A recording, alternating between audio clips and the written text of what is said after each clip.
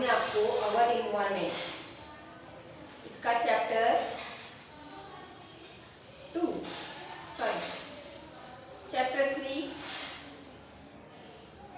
अवर changing earth, इसको explain कर रही हूँ। प्रीवियस क्लास में अपन ने देखा था कि जो लिथोस्फीयर प्लेट होती है वो ब्रोकन हो जाती है नंबर ऑफ प्लेट्स में, इसको लिथोस्फीयर प्लेट कहते हैं।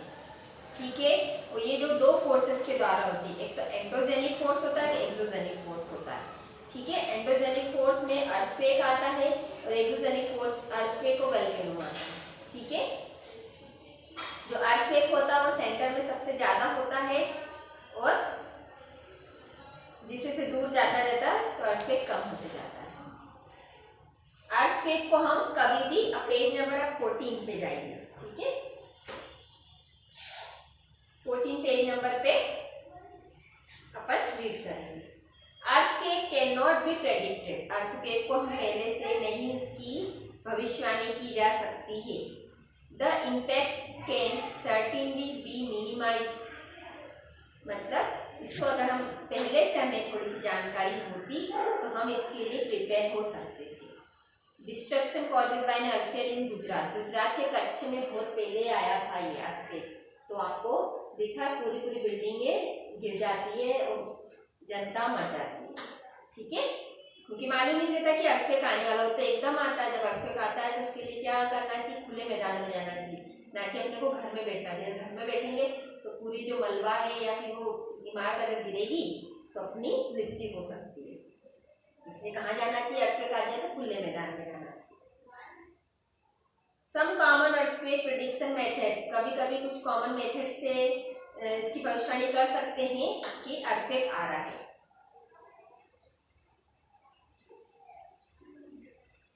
एनिमल का बिहेवियर होता है, fish in the pond get agitate, snake come to the surface, क्यों कैसे मालूम पड़ते हैं, जो इसमें फिश रहती है वो क्या होने लग जाती है, एगिटेड होने लग जाती है, एग्री होने लग जाती है, एंग्री टाइप के होने लग जाती है, अलग तरीके का बिहेव करती है। और जो स्नेक्स हैं वो कहाँ आने लग जाते हैं, सरफेस पे आने लग जाते हैं, अपने जो जमीन के अंदर से वो सरफेस पे आने, क्योंकि जमीन के अंदर कुछ ना कुछ हलचल होती है तो वो बाहर निकलते हैं। ठीक है, ये पेपर की कटिंग है जिसमें आपको अर्थक्वेक के बारे में बताया है। Earthquake preparedness, where to take shelter during the earthquake, जब आप अर्थक्वेक आए तो आपको क्या करना चाहिए, कहाँ पे जाना चाहिए आवास के लिए। सेफ स्पॉट, सबसे पहले kitchen counter, table, desk, corner और वॉल, इसमें ये सेफ है। ठीक है ना, आप किचन काउंटर पे चले जाओ या फिर टेबल और डेस्क को के नीचे बैठ जाओ, तो टेबल के नीचे बैठ जाओ, क्योंकि अगर कुछ चीज गिरेगी तो आप सुरक्षित रहोगे। ठीक है, किचन काउंटर के नीचे जाओ या फिर टेबल और उसके अंदर चले जाओ, ताकि ये आपकी सेफ जगह है, इस पे आपको कम खतरा होगा। फायर प्लेस, जहाँ पे आग लगने वाली है, चिमनी, विंडो, इन सब चीजों पे मिरर, पिक्चर फ्रेम, इससे दूर हो जाओ। ठीक है ना, अगर गिरा मिरर या पिक्चर तो अपने ऊपर आ जाएगी। जहाँ पे आग लगने की संभावना है, मीटर या फिर यहाँ पे वायर से खुले हो तो यहाँ से हट जाओ। Spread awareness among this friend, ये सब चीजें अपने इसमें फैलाओ कि इस तरीके का अपने को काम करना चाहिए। फैमिली मेंबर को बताओ कि कुछ भी अगर ऐसी कोई डिजास्टर हुआ, आपदा आए तो वो कॉन्फिडेंटली बच सके। उससे अपना माइंड को क्या करना चाहिए, वो आना चाहिए। मेजर लैंड फॉर्म, जो लैंड किस तरीके से बनती है। ठीक है ना, एक्सो में तो आगे अर्थक्वेक के बारे में बता दिया। अब एंटो अगर परिवर्तन होंगे, एंटो फोर्स लगेगा तो क्या होगा, रिवर, विंड्स, ग्लेशियर्स, ये सब चीजें बनेंगी। तो अपन को लैंड फॉर्म्स के बारे में पढ़ना। Landscape is being continuously borne away by away process, जो लैंडस्केप जो रहती है कंटिन्यूअसली प्रोसेस के द्वारा बनती रहती है। जो ऊपर की जो भू आकृतियां होती है, लैंडस्केप जो रहती है, जो आप पहाड़ जमीन के ऊपर जो भी आप आकृति को देखते हैं वो इस तरीके से बनती, कंटिन्यूअसली प्रोसेस के द्वारा बनती, दो प्रोसेस के द्वारा बनती, जिससे क्या बोलते हैं, वेदरिंग एंड इरोजन। अपक्षय और अपरदन। तो आपको मालूम होना चाहिए वो प्रोसेस जिसके द्वारा लैंड स्केप का निर्माण होता है उसे हम बोलते हैं weathering and erosion. Weathering is the breaking off the rocks on the earth surface. जो वेदरिंग है इसका मतलब क्या होता है, जो रॉक सरफेस होती है उस पे rock on the earth surface, चट्टाने अर्थ पे टूटती है तब वेदरिंग कहलाती है। जो बड़ी बड़ी चट्टाने होती है अगर टूट जाएगी तो उसे वेदरिंग कहते हैं। Erosion is the weathering away of the landscape by different agent. Erosion क्या है, कुछ ना कुछ चीज डिफरेंट एजेंट के द्वारा, जैसे कि पानी हो गया, हवा हो गई, इसके और बर्फ के द्वारा जो धरती है वो कुछ ना कुछ चीजों को बेयर करती है। दोनों एक दूसरे के अपोजिट है, वेदरिंग यानी टूटना और इरोजन यानी पहनना। ठीक है, किसके द्वारा पहनती है, पानी के द्वारा, हवा के द्वारा और बर्फ के द्वारा। और the eroded material is carried away from the, जो भी मटेरियल टूटता है जैसे चट्टाने टूटी,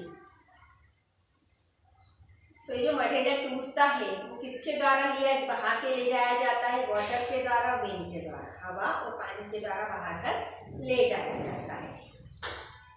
एंड इवेंचुअली डिपोजिट, और डिपोजिट हो जाता है, क्या हो जाता है, ये जमने लग जाता है। इरोडेड मटेरियल डिपोजिट हो जाता है और जमने लग जाता है। हवा और पानी के द्वारा लेके जाया जाता है और जमने लग जाता है। द इरोजन और डिपोजिशन डिफरेंट लैंडस्केप, जो ये दो प्रोसेस होती है, इरोजन और डिपोजिशन, जमना और टूटना, ये प्रोसेस के कारण बहुत सारी लैंड फॉर्म या भू आकृति है, जो अपन लैंड फॉर्म देखते हैं ना, पहाड़, पर्वत, नदी, झरना, ये वैली, ये सब चीजें किसके द्वारा बनती है, इरोडेड और इरोजन और डिपोजिशन के द्वारा आपको बनती है। अब रिवर क्या वर्क करता है, नदी आपने बहते हुए देखी है, नर्मदा नदी, गंगा नदी, ये क्या काम करती है, रिवर का क्या काम है,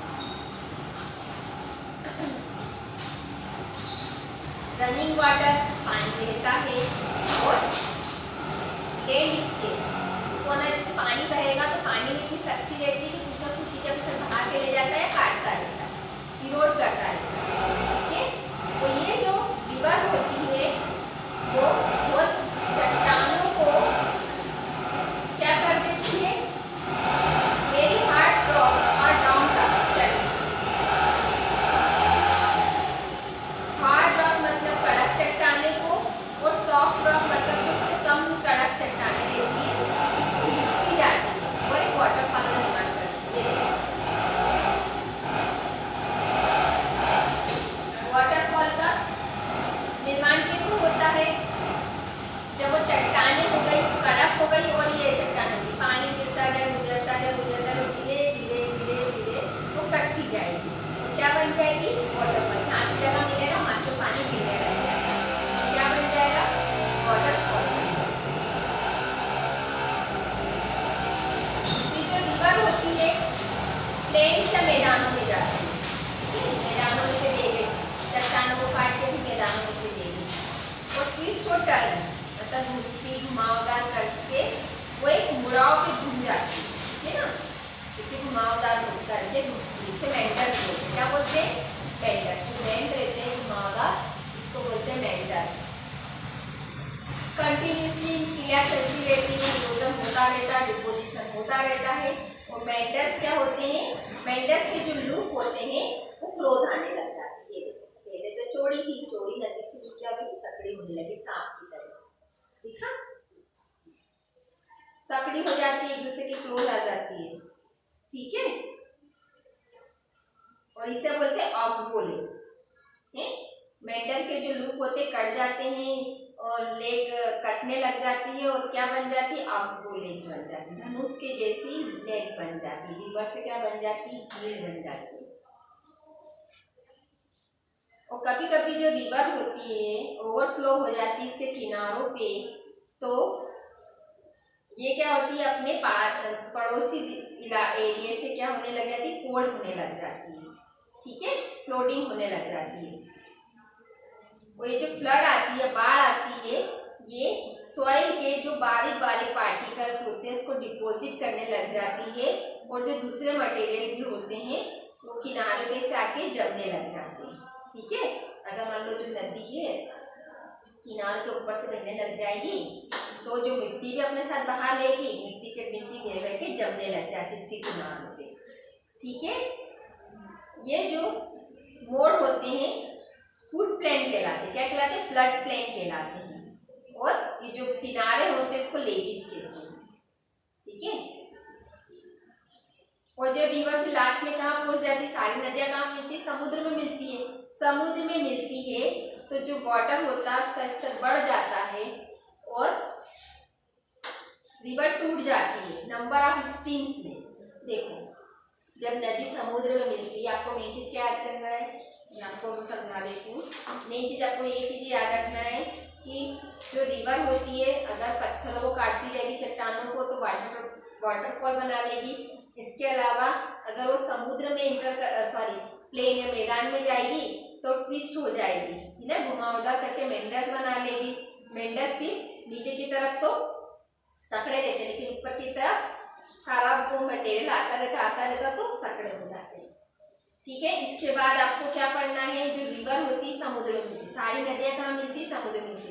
जब समुद्र में मिलती है तो बहुत सारी स्ट्रीम्स में टूट जाती है, डिस्ट्रीब्यूटर कर लेते, जैसे कि एक नदी इधर चली जाएगी, बहुत ज्यादा नदी समुद्र में इकट्ठे नहीं मिल जाती बल्कि कई शाखा में विभाजित हो जाती है। एक नदी से इतनी सारी नदियां मिल जाती है, टूट जाती है, ब्रेकअप हो जाती है। ठीक है, रिवर फिर स्लो हो जाती है और फिर डिपॉजिट होने लग जाती है।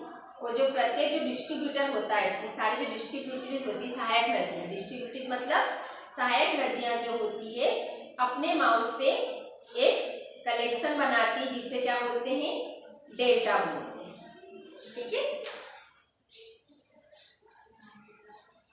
इस सारे कलेक्शन को अपन क्या बोलेंगे? डेल्टा। की जो नदियां हैं छोटी छोटी सहायक नदियों में टूट जाती है, मेन रिवर से बहुत सारी छोटी छोटी नदियां बन जाती है और अपने मुंह पे क्या बना लेती है? अपने माउथ पे ये सारी कलेक्शन जमा हो जाता है और उसे डेल्टा कहते हैं। क्या कहते हैं? डेल्टा। ये देखो, इसके मुख को क्या बोलते हैं? मेन रिवर से जो रिवर बनती है इसे अपन डेल्टा कहते हैं।